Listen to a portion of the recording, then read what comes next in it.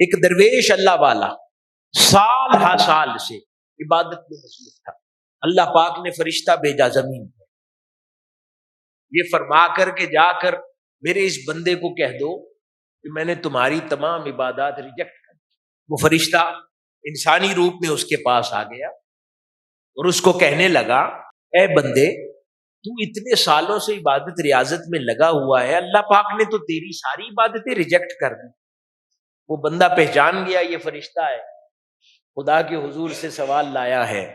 تو اس نے کہا کہ اے فرشتے، میرے رب کے حضور جا کے عرض کر دینا کہ تو نے ہمیں اپنی بندگی کے لیے پیدا کیا ہے، تو بندگی کرنا ہمارا کام، تو قبول کرے نہ کرے تیرا کام.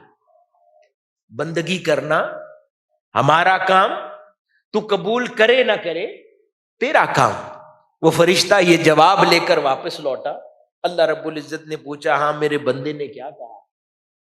تو وہ عرض کرنے لگا، مولا وہ کہتا ہے بندگی کرنا ہمارا کام، تو قبول کرے نہ کرے تیرا کام. اللہ پاک فرماتا ہے، اے میرے سارے فرشتوں گواہ ہو جاؤ، میں نے اپنے اس بندے کی ساری عبادات قبول کر لیں، اسے بخش دیا. تو حاضرین گرامی، یہ انسان کی زندگی میں یہ جو بے قراری ہے، یہ بے چینی ہے، بے صبری ہے کہ 4 دن کی محنت اس کے بعد بے صبر ہو جاتے ہیں، یہ کام چھوڑ دیں، کیونکہ بندگی کرنا ہمارا کام، وہ قبول کرے نہ کرے اس کا کام.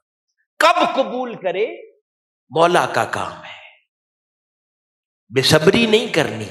بس اللہ پاک نے انسان کو ابدیت کے لیے پیدا فرمایا ہے، بس اس کی ابدیت بجا لاتے جائیں، خیر کے کام کرتے چلے جائیں، عبادات میں زندگی گزارتے چلے جائیں، حرام سے بچتے چلے جائیں، حلال زندگی میں کماتے چلے جائیں، اس کے حضور عبادت گزاری میں زندگی بسر کرتے چلے جائیں، خیر خواہی کرتے چلے جائیں، اچھے اخلاق اپناتے جائیں، لوگوں کی مدد کرتے چلے جائیں.